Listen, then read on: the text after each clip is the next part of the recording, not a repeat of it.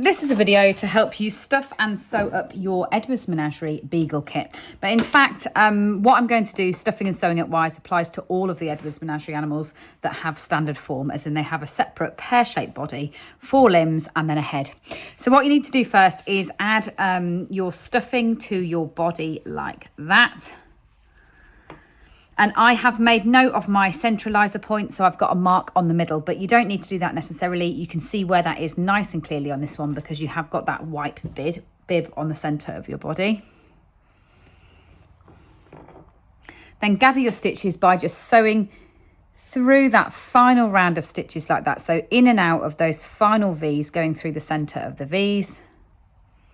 And a big tip is to leave a long length of yarn, especially on this body when you do finish crocheting it, because it means you've got that lovely long length in order to sew up like that. So that's our body ready to go. Now, if you've used a tracking yarn stitch marker in a contrast colour as I have here, it means you can just pull that straight out at this stage because you no longer need to worry about where your rounds start or end.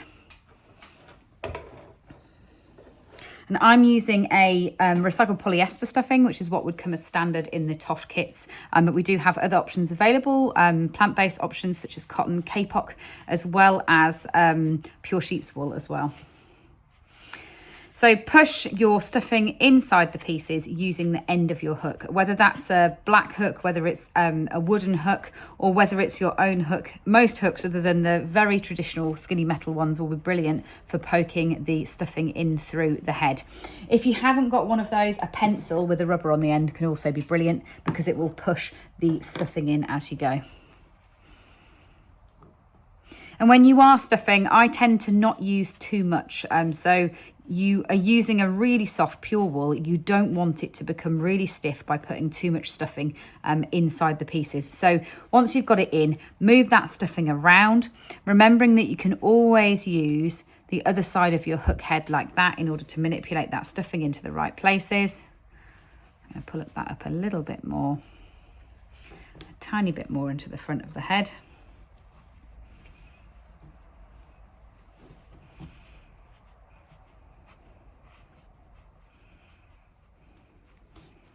And then gather the front of those stitches on the front of the face in the same way as we did with the body. We are obviously going to be sewing a nose on top of that in the end as well with the Beagle.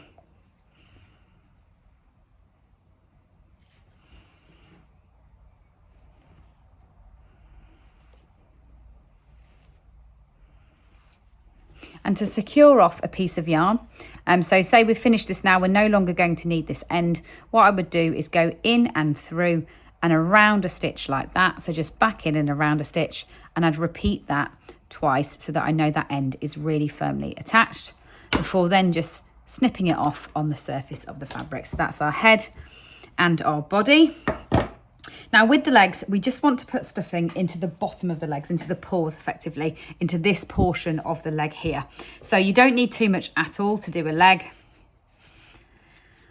Push that down and fill up the bulbous section on the bottom, but you don't want any stuffing throughout the rest of that leg because that means that your dog will sit up nicely.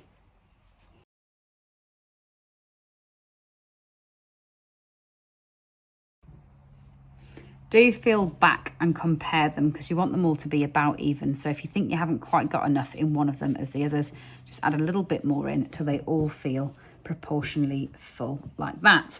So the only thing you'll have remaining is your tail, and you won't need the stitch marker again, so I'm going to remove that at that stage. And we don't need the white tip, so I'm going to sew that bit in.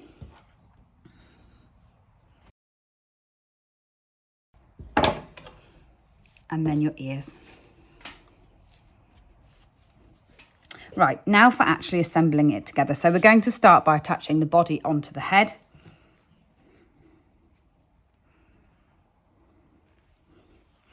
And so line up the 2 pieces, and this one's nice and easy because you know you've got a straight line down here, which is the center of the face, and that's going to marry up with the center of the bib like that. So come off the front of the body, turn the head upside down. So you saw what I did there. I lined it up and then I flipped it backwards like that. And then you're going to sew in and around a stitch on the bottom of the head, coming back to checking that your line is symmetrical. So I'm going to come through a stitch on the bottom, on the body, and through one on the neck like that.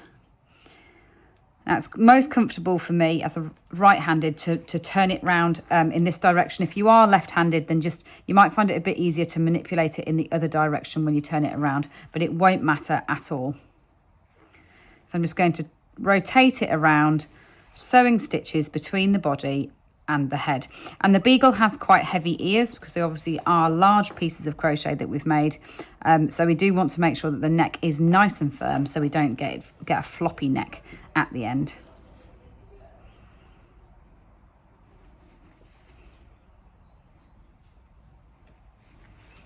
Like that. And then fasten off that yarn in exactly the same way as we did before by going in and around a stitch.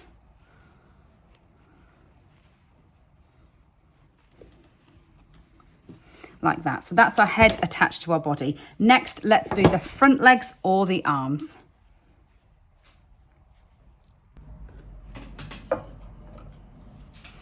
So first, to make it easier to sew on, what you need to do is sew the top of the leg flat. So we've already stuffed it, we've put our stuffing just into the bottom section, and then sew the top flat because that will make it much easier to sew into position.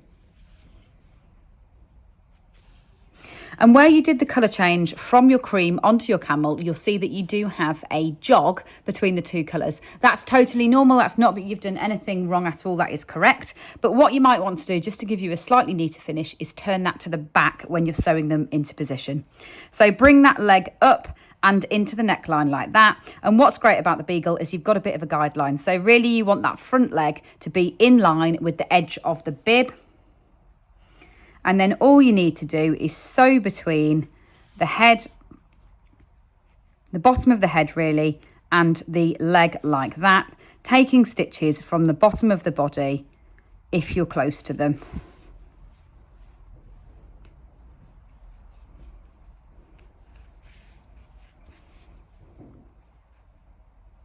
And do one side so that's nice and firmly attached. And then just to be certain that it's never going to come off, flip it over and do the same thing on the other side.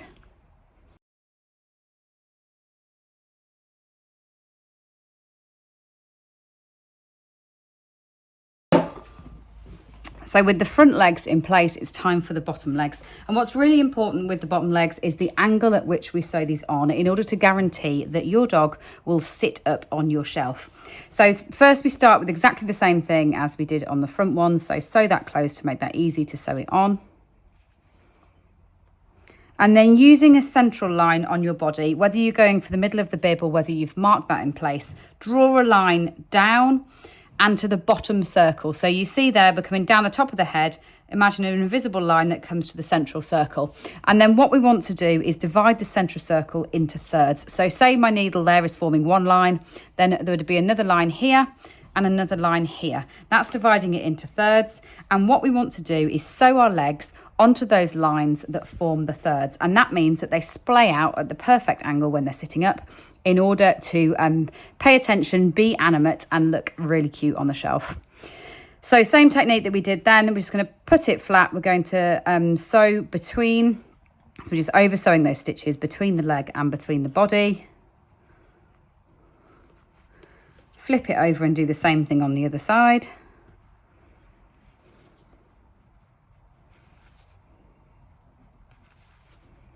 And secure that into place. Repeat for the other leg.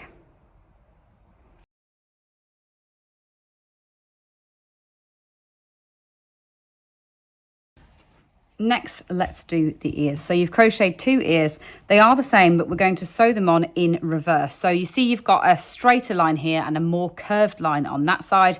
We're going to be sewing them so that our straighter lines are both at the front of the face like that.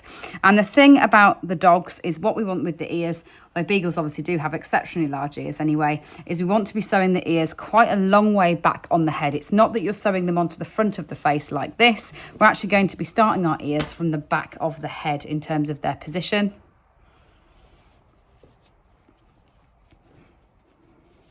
So gather those final stitches together, no stuffing required on the ears.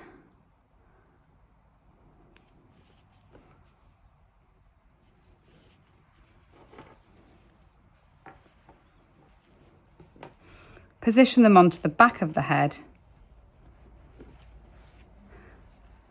and sew them into place.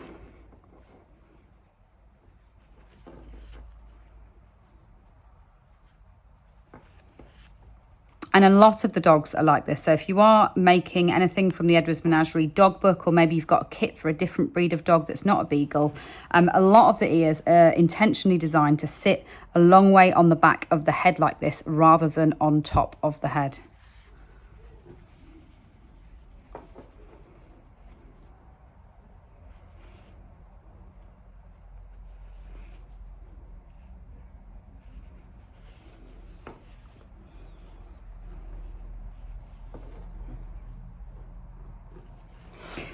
And then when you're positioning the dog's ears, so if you want it to sit in an exact place in order to create that classic kind of droopy ear shape like that, what you need to do is just put a stitch in and through it. So what you need to do is bring your yarn through and go in and around a stitch and back. And that will just tack that ear into that position so it doesn't move upwards. It will remain where you position it. Same thing on the other side.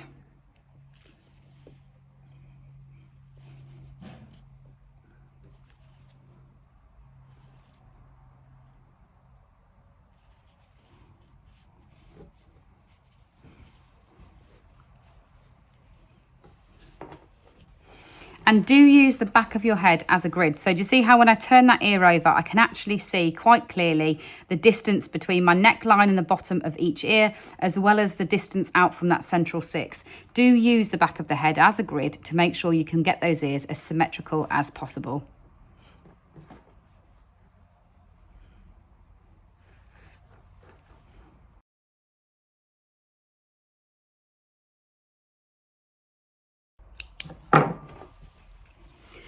Now for the all-important tail for your dog. No dog is complete without its wagging tail. And the tip from me is to sit your dog down. So the way that they sit at best, you can remove any markers at this stage. The way that all these projects sit at best, because of that tummy shape and because of the fact that you've sewn the legs on that angle, is by putting their hands on their knees, and they will sit up. Then turn your dog around and just take a look at where you think the tail would look best when it's sitting down. Check your equidistant between the two legs again by referring to them, and then just sew that little tail into place.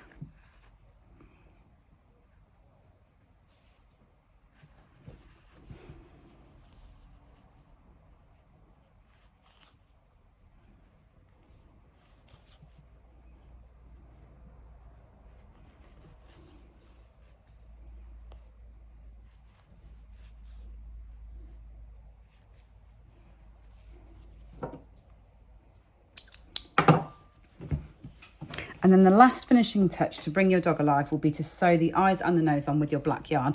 So inside your kit, you will have this included. It is an over-dyed black wool in the same thickness, the double knit thickness that you've been using to crochet in. If you are making the book to use the dogs, then you do need to look for something that's nice and thick. If you've got it too thin as an embroidery thread, you'll have to do lots and lots of wraps because you do want them to be quite big, because the bigger the eye, the cuter your final dog will look. So let's do the nose first. So to do the nose, what we're going to do is come across like that with your black yarn, and we're going to be drawing a triangle. So all I've done there is mark out whereabouts I think that's going to be. So across the top like that, and then downwards, and then come up and through to complete the triangle. Like that. And if you're happy with the size and the shape, obviously you can go bigger or you can go smaller, especially if you are trying to match an exact dog that you know. Once you're happy, all you need to do is then sew from the bottom upwards in the same way that we have been doing. So go from the bottom up through the top line and just move across the top line.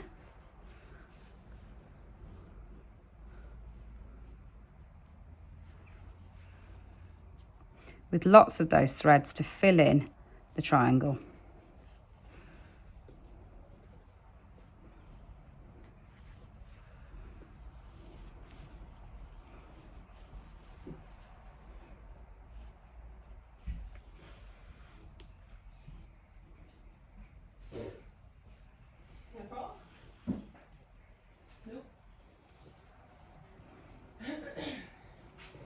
then up across to put the eyes in. If you've run out of thread, do use your second thread that you'll have included in your kit.